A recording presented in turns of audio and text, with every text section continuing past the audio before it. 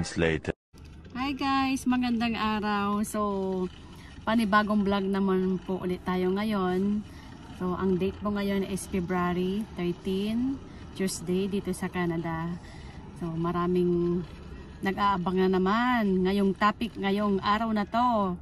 So, ang topic po natin ngayon, yung tatalakayin ko po is magkano daw sahod bilang care aid dito sa Canada. So, ang sasabihin ko lang guys, yung sa experience ko, so hindi to applicable or hindi ko po alam sa mga ibang province dito sa Canada kung magkano po yung per oras nila. So, yung tatalakayin ko lang dito yung sa akin, yung experience ko. So, para masagot ko yung katanungan ng mga nagme-message po sa akin kung magkano daw ang per oras dito sa pinagtatrabahoan ko. So, bibigyan ko kayo ng idea. Tapos, magkano daw kinikita ng bi-weekly. Kasi dito sa Canada guys, ang sahudan dito, kung sa Pilipinas ay kinsinas katapusan or 15 days to 30 days, katapusan 31 days. Dito naman sa Canada is every 2 weeks. So, sa isang buwan, 2 beses kayong magsahod. So, every 2 weeks yan. So, magsasahod kayo. So, eto na guys. Umpisahan na po natin. So, alam kong ready na kayo at isa ka din nag-aabang kung magkano yung sinasahod ko bilang care aid or nursing assistant dito sa Canada. So, ayan. Unang-una guys, sabi ko nga, maglilimang buwan pa lang po ako dito sa pinagtatrabahuan ko, dito sa Port St. John, bilang care aid or nursing assistant. So, ang per oras na tinatrabaho ko or ang bayad ng tinatrabaho ko guys is roughly, ilagay na lang nating hindi ko talaga siya ida-direct or isakto kung magkano. Mga po, kulang-kulang 29. Yan po yung isang per ora ko po or per oras bilang care aid dito sa Canada, dito sa British Columbia, sa lugar ko. So ayun, kinat ko lang yung video kanina kasi yung asawa ko may kausap sa labas. So kung nakikita nyo, nandito po tayo sa sasakyan, gawa nga ng naghihintay po ako ng oras ko. May check up po kasi ako dito sa Dawson Creek Hospital. So dito po ako ni-refer ng doktor ko, kaya kami nagpunta dito. So pwede ko naman gawin sa Port St. John Hospital, kaso nga lang yung family doctor ko is dito ako ni-refer. Kaya andito po tayo ngayon sa loob ng sasakyan, naghintay po ako ng oras ko po. So i-start na po tayo guys. Para po sa mga nagtatanong kung magkano daw ang sahod ng care aid dito sa lugar ko o dito sa Canada. So sabi ko nga kanina, ang per oras or per hour is 29 per hour. Tapos nagtatrabaho po ako ng 4 na araw sa isang linggo at 4 na araw na day off. So ayun, so sa isang linggo 4 na araw ako nagtatrabaho, tapos 4 na araw na day off. So ang nangyari guys, doon sa 4 na araw, 12 hours a day. So 12 hours a day sa 4 na araw, tapos 4 na day off. So ang ginagawa ko doon sa day off ko, pumapasok lang ako ng 2 beses or mostly 2 beses. Tapos yung 2 araw kong day off is pumapasok ako. So ang nangyari doon, kapag pumasok ako ng day off ko, doon sa 12 hours, maminusan nila ng 1 oras kasi ibang minus na yung break. So magiging 11 hours yung babayaran. Tapos kapag nag-pick ako ng day off ko, magiging times 2 po yung 11 hours ko. So pag day off ako at nagtrabaho po ako, 22 hours po ang babayaran sa akin. So ganon yung dito sa trabaho ko. So yun yung maganda kasi 4 na araw ako magtrabaho, nagpipick ako ng 2 araw, 4 na araw ako nagtatrabaho, tapos 2 yung 4 na araw yung day off ko, tapos 2 ako nagpipick, 2 ako nag-overtime. So ang babayaran sa akin is 22 hours kada day off ko. So ayun, so 22 hours times 2, so makaka 44 hours ako sa day off ko pa lang guys ng 2 araw. Tapos yung 2 araw ko is pahinga ko na, yun na yun. Tapos babayaran ako ng 2 linggo. And then ayun yung ano namin, ang per hours namin ganun, roughly ganun nga guys, yung sabi ko kanina. Tapos iba pa yan guys, kung mayroon pang mga holiday or stat holiday, ibig sabihin pag stat holiday mo, kasi sa schedule mo mayroong mga stat holiday na tinatawag.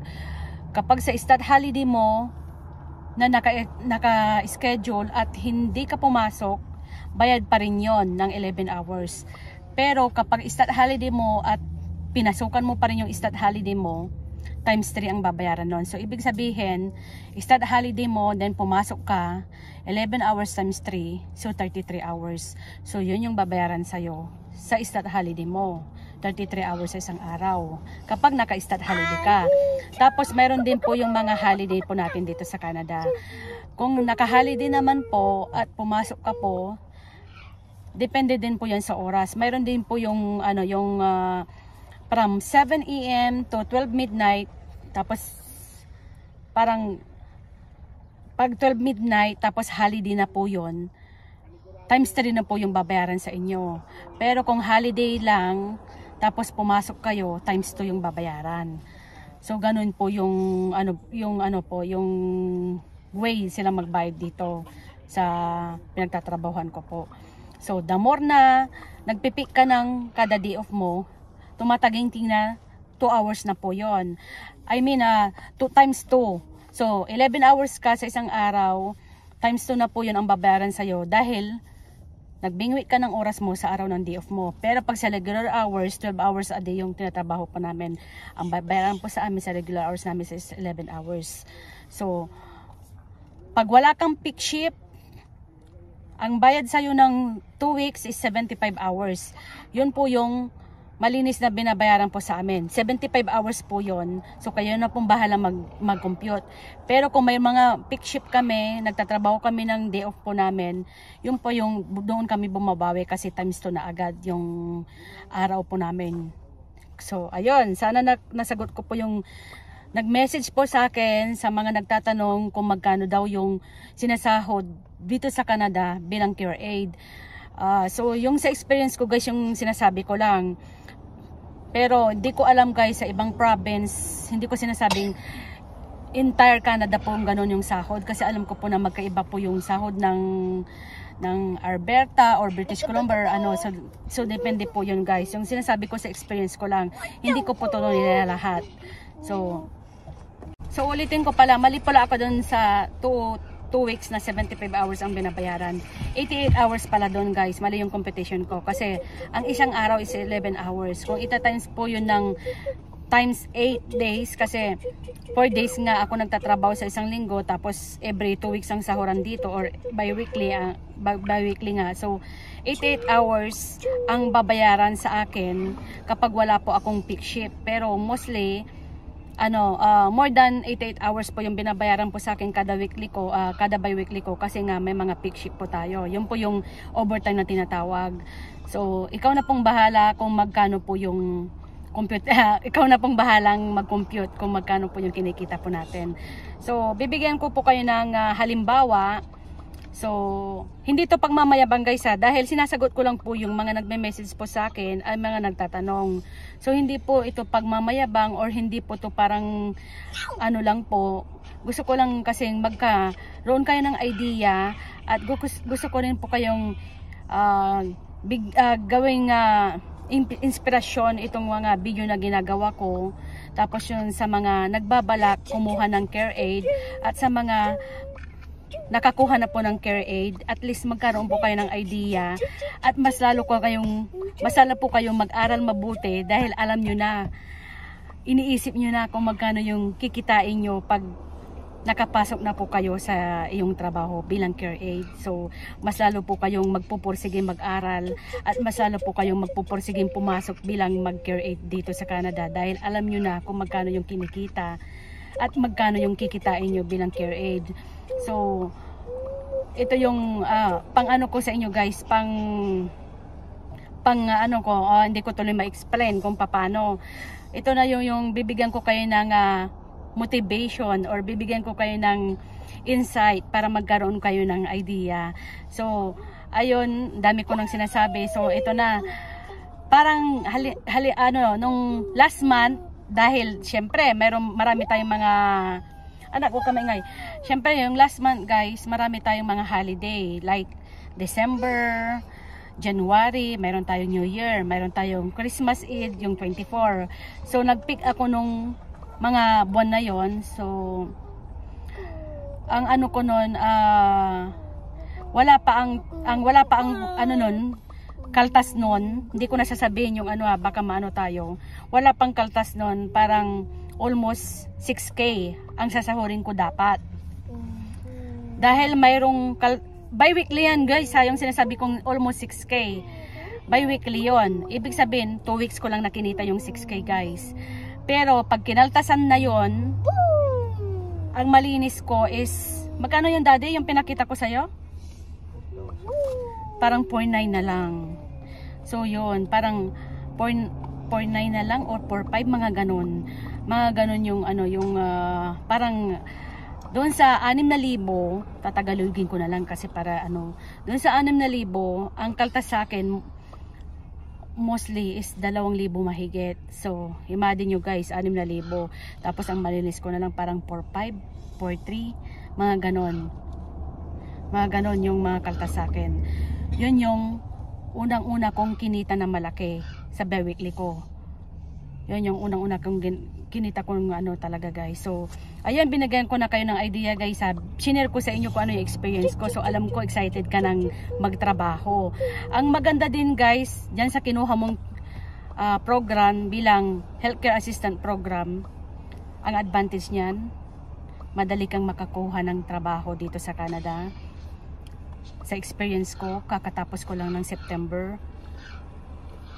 Wala pang 2 linggo ata. Nagkaroon na ako agad ng interview. Mabilis makahanap ng trabaho. 4 na lugar ang tumatawag. 4 na lugar ang tumawag. 2 full-time ang tumawag sa akin. Kaso nga lang kasi, yung 2 full-time ko kasi, malayo.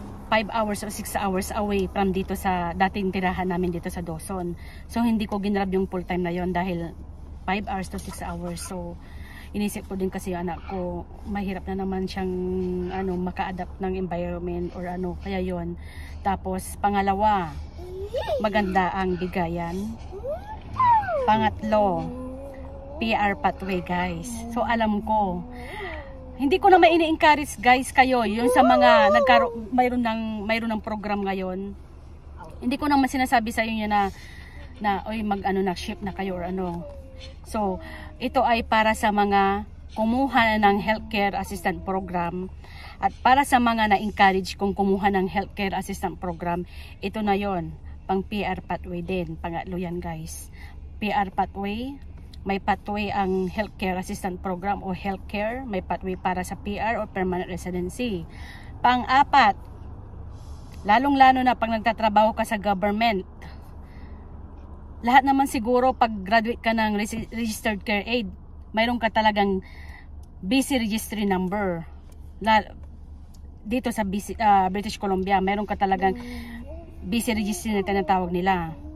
So, pasok ka kaagad in a government dito sa British Columbia. Pasok ka kaagad magkaroon ng employment. So, tapos, ayun. So, yan pa lang yung 4 na alam ko. Aalamin pa natin yung iba. Pero ang alam ko, maraming benefits or maraming benefits din sa government. Sa government, pag full-time ka, tapos nagtatrabaho ka sa government, ang daming benefits kang makukuha. Like extended insurance. Siyempre, pag extended insurance ang pinag-uusapan, cover ang family mo, mapa-dental, mapa sa health, mapa sa eyewear, sa hotel, sa kasi hindi, yung sinasabi ko sa experience ko pa lang, hindi ko pa alam kung ano yung mga ibang pa na may benefits. So yung sinasabi ko, yung mga na-experience ko na like eyewear, like dental, na-experience ko na yan. So, sa physiotherapy, kung napilayan ka, nabalian ka ng buto, cover din yan. So, may babayaran ka pa rin, pero kunting-kunti na lang kasi like 80% o 100% ang cover ng insurance. So, yun din ang maganda. So, ayun, sana nasagot ko yung katanungan nung nag-message po sa akin.